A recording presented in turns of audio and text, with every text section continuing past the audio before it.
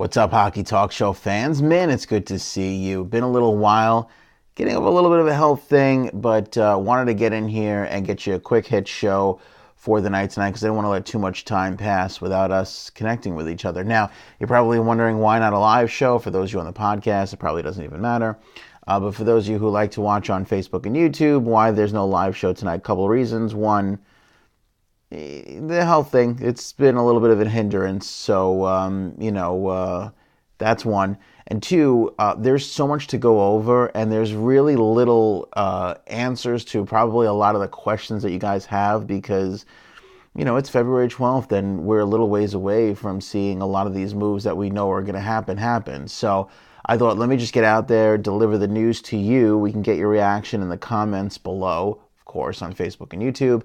And then we'll get back to the live show. Maybe tomorrow, maybe sooner, who knows? As I've always said, the dream of this, having a channel like this is we could turn this thing on whenever we want to, So if a trade happens later on tonight, we could be on live. If it happens, 5 minutes after you're, watching this on the replay, then, we can be live within that moment. So, that's the good part about it. So live at any moment, but I will say that these pre-recorded shows do actually help the channel grow both on Facebook and YouTube. So it's not bad that we throw these in every now and then as just a little bit of a way to mix it up. But I hope you've been doing good. I'm great. We got a lot to talk about. Mike Fisher joining the Preds in practice for the first time since he announced his comeback. We have a whole slew of injuries up and down the standings and the map and everything else. Corey Schneider is out for the rest of the week. We just learned this. Darcy Kempfer out 4 to 6 weeks with a fractured hand. Corey Crawford has returned to practice. Mike Smith went down in the last, there was 1 second left in the Islander Flames game, and Smith looked like he pulled a hammy or something like that. So we're getting some injuries late in the season here that could definitely mess with the trade deadline. This is, as you can tell from the title of this show, the price is too high. Remember the guy a couple of years ago, the rent too damn high guy?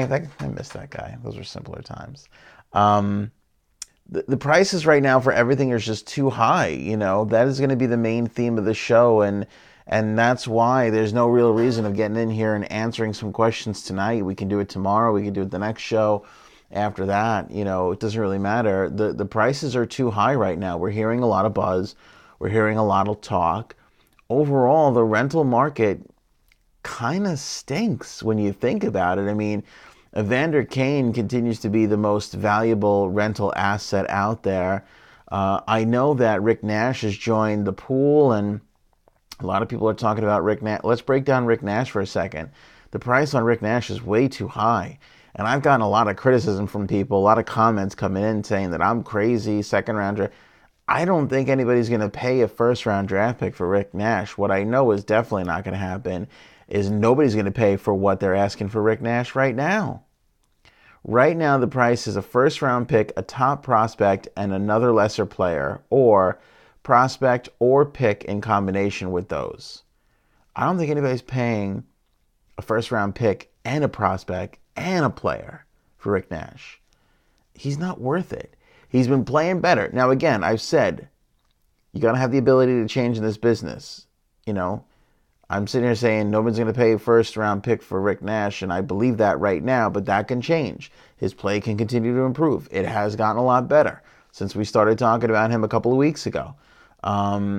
He starts picking it up scoring-wise, that price goes up. Everybody else's inability to get a player, price goes up. Too many buyers and not enough sellers, the price goes up. Major injury goes down in one of the contending teams, and they definitely need somebody to fill in now, price goes up. So, not to say, I don't want to sit here and be like, he's never going for a first, and then in 3 weeks he goes for a first, and you're like, Ant, you were wrong. It's entirely possible. I just think it's too high of a price to pay. And as we've seen here, we haven't really had a deal yet. Remember when we had the Jones for, what's his name deal for 92 there? What's his name? The Columbus-Nashville deal. Johansson. That was an early deal. and that really set the market. We've always had like a January or just before Christmas. There's always been a deal early on in the season, and we haven't had that this year. So no price has been set really. The Duchesne deal was far too early in the season. So really no prices have been set so far this season, and I don't know.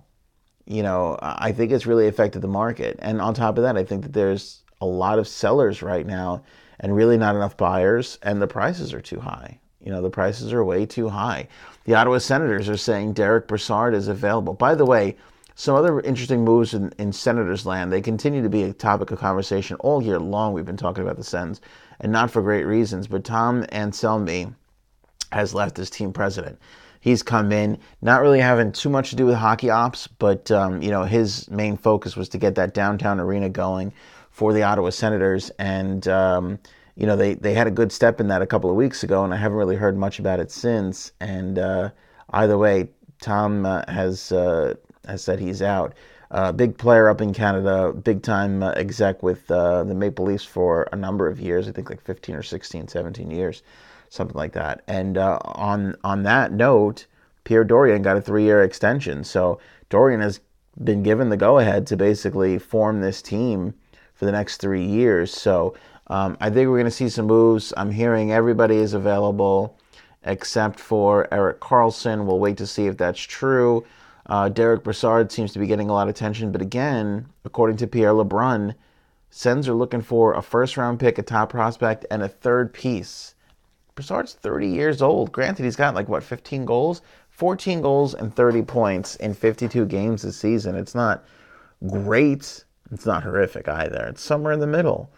I don't know if we're getting a first-round pick for this. Now, a lot of the GMs that are going to be buyers are saying these prices are too high. We're not looking to dump our first-round draft picks for rentals.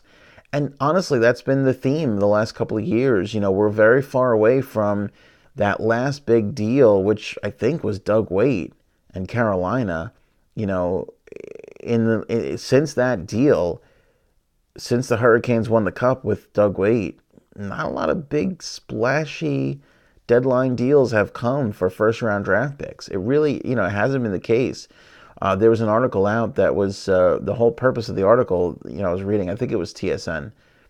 I'm sorry, I wish I could give it credit. But it was essentially saying, look at all the guys that have won cups these last couple of years that haven't made big splashy moves, that haven't forfeited their first-round draft pick going into the deadline. It's not a necessity. It's not really something you need to do. So I think that this is definitely the calm before the storm. I think we're going to see a bunch of moves because I think GMs are going to get desperate.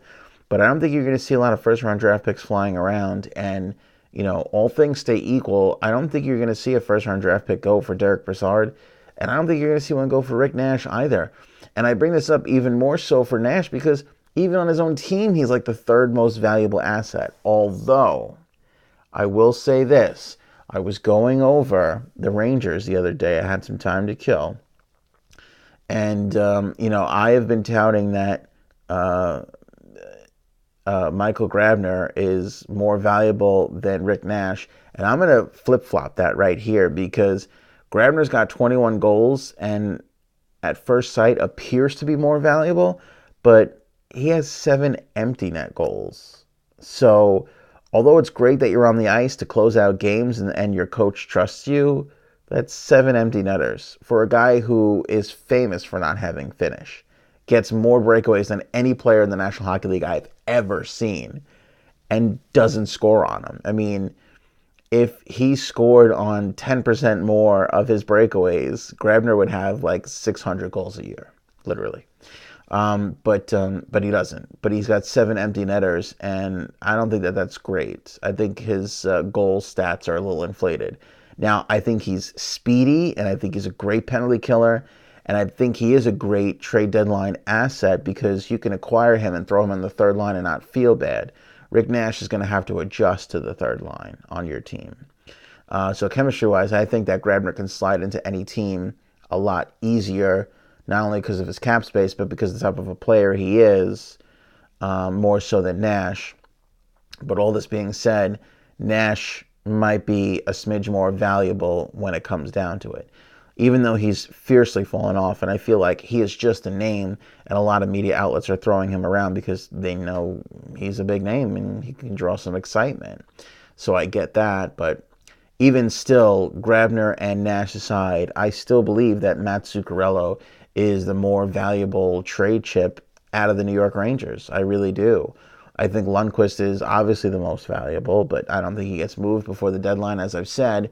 And I think that Matt Zuccarello is, a guy that if I'm looking for scoring depth or I'm looking to add scoring to my team, I'm going to be calling about Matt Zuccarello before I call about Rick Nash and or Michael Grabner. So I still maintain that. I really don't think that Nash goes for a first unless things get crazy. Unless you see Kane go to St. Louis and maybe Zuccarello goes to Dallas, and then you got Nashville sitting there going, oh, we got to do something, and they get desperate and they pay. That's a scenario. Again, as the market fluctuates, it can happen. I just think that it's telling right now that we haven't had any, pre-deadline moves because all of those prices are far too high. I mean, even the price on Evander Kane has been judged as high by other general managers, and he's the easiest asset to get because he doesn't have any term left on his deal coming up. So, again, a lot to talk about, but really not a lot of questions to be answered because until these GMs start coming down in price, we're not going to see moves. And they will. Don't worry, they will. I mean, everybody's doing their calling around. Who's available? What do you want to do? I mean, even GMs that have the asset to give away are calling other GMs. Maybe they got their eye on one or two guys in their system going, hey, what are you looking for? I do have Kane available. I do have, Zuccarello available. What would you be willing to give away? Interesting idea was thrown out. Could there be a Ranger-Islander trade? I think it's a rarity that something like that happens. Mets and Yanks don't trade often, if ever. Kings and Ducks, you're not going to see a lot of trades happen there. Rare that you see the Canadians and the Leafs trade, but it's not an impossibility. I do think that McDonough on the Islanders fits in a huge way. And I think that the package of offense that the Islanders could put together sending back for McDonough would be great. But I do think it would involve a lot of those draft picks. And as we've seen in some recent comments from Garth Snow, he doesn't seem to be willing to trade with picks regardless. I think that he should absolutely lose his job at the end of the season if he doesn't make a move to strengthen this team. But that's just me. From what I understand, he has a lot of term on his deal, and he's going to be sticking around for quite some time. I still maintain that the Islanders need to shore things up. I think that probably the most valuable trade chip, and this is because I got a chance to really look at him because Detroit ran through the Metro here, and I got a good chance to see him the last few days. Mike Green is going to me, Mike Green is like number one as far as, trade deadline acquisitions. He's still got speed. He's still got offensive prowess. He's a good defenseman. He's part of the NHL now. Everybody credits Vegas, Tampa with being great teams. They all have defense that moves the puck up the ice quick. Those teams are through the neutral zone like that, like nothing. And I think Mike Green is one of those guys. I'm surprised he's not being hailed a little bit more.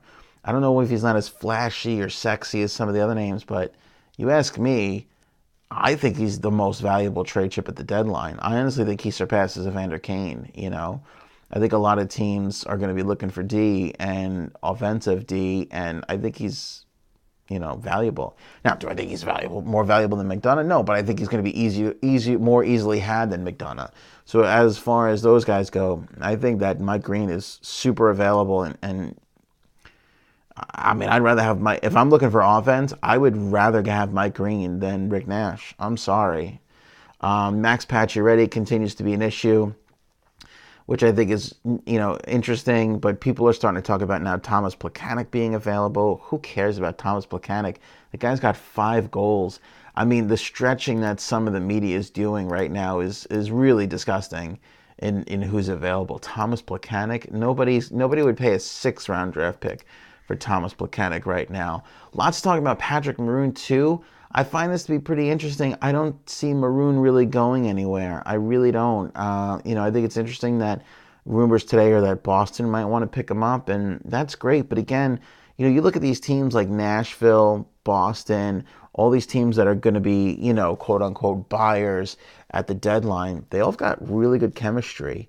It would be tough for a team to push out, one of their second, third, fourth line players who's been with them and fought with them and helped, be the chemistry to get them to where they are for like a Patrick Maroon, I mean, nothing against Patrick Maroon. He's a fine player. Great big body, does pretty well. Obviously knows how to play with skill, played a lot with 97 this year, but I just don't see him as being that attractive, to teams. They're going to give away, major pieces. It'll be interesting to see how far these prices fall, because I still even think that a lot of the buyers aren't really attracted to what's out there. And not only do I not think that they're going to pay a lot of 1st-round draft picks for some of these guys that are available, I don't think there's going to be a lot of 2nd-round draft picks going there either. Not to say that there's not going to be any. There will be, but I'm saying I think we're going to see a lot of these prices drastically go down to, if you're asking for a 1st, a top prospect, and a player, I mean, you might wind up getting a 2nd and a player. You know what I'm saying? I just have that feeling that that's kind of where we're headed to, because it feels like the buyers really aren't all that interested in this market. Now, things can change, and all these GMs could make a liar out of me tomorrow, but I do think that is a strong possibility. Matt Cullen's still rumored out there to be going. I did find this interesting, David Desharnais of the Rangers. I think that he could really help the Penguins. I know the Penguins have been looking for centers. I love David Desharnais as a 3rd-line center. I think he's one of the best. He's been miscast with the Rangers, but I think he works really well in that kind of a situation. I'd like to see him in that role. I think that makes a lot of sense for them. I'm sorry if I'm not getting to your team. I'm trying to cover as many of these rumors as I can here. I think the Sens are going to do a lot. I think we'll see Hoffman go. I think we'll see, maybe Smith. I don't think that Carlson goes, but I think we're going to see a lot of movement from Ottawa. Brian Heyman of Newsday is suggesting that Brock Nelson and Yaroslav Halak can be packaged together to maybe help upgrade the goaltending for the Islanders. I still think that Arizona is the best trade partner for the Islanders as far as a goalie goes. I still think they have the best available goalie, but John Chayka hasn't really said that he's all that available. So we'll wait and see on that as well. There's a lot in the air right now. And I know we're dying to get back to live shows, but I know we're not really missing much by doing a quick hit here, which is, by the way, gone on for almost 20 minutes now. So not all that quick of a hit. Interesting times. Get excited. There's going to be trades. There's going to be improved teams. There's going to be rebuilds going on.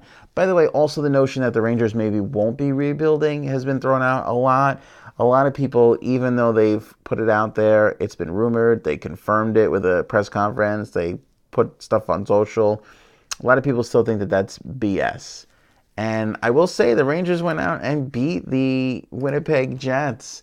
And credit to them. I feel like their game has picked up a smidge. Now, they haven't slid into a playoff position as of yet, but Winnipeg's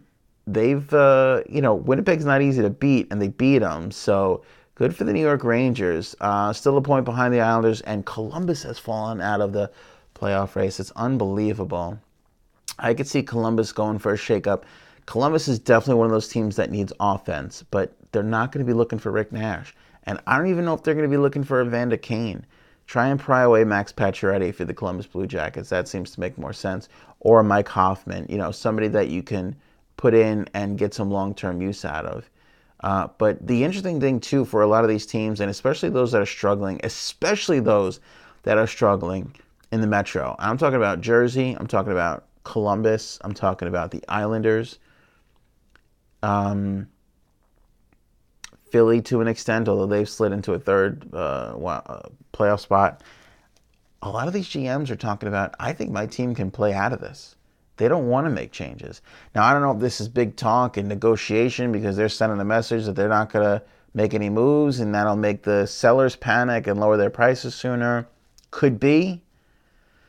But I do know that I've heard from an awful lot of general managers the last couple of days, no, I don't want to mess with the chemistry, or I think we have what it takes in this room to turn this around. So we'll wait and see. It's an exciting time, though. It's great because no matter how connected you are, no matter how much of an insider you are, no matter how much of an outsider or just a flat out fan you are, nobody knows what's going to happen. And that's what makes the trade deadline so great.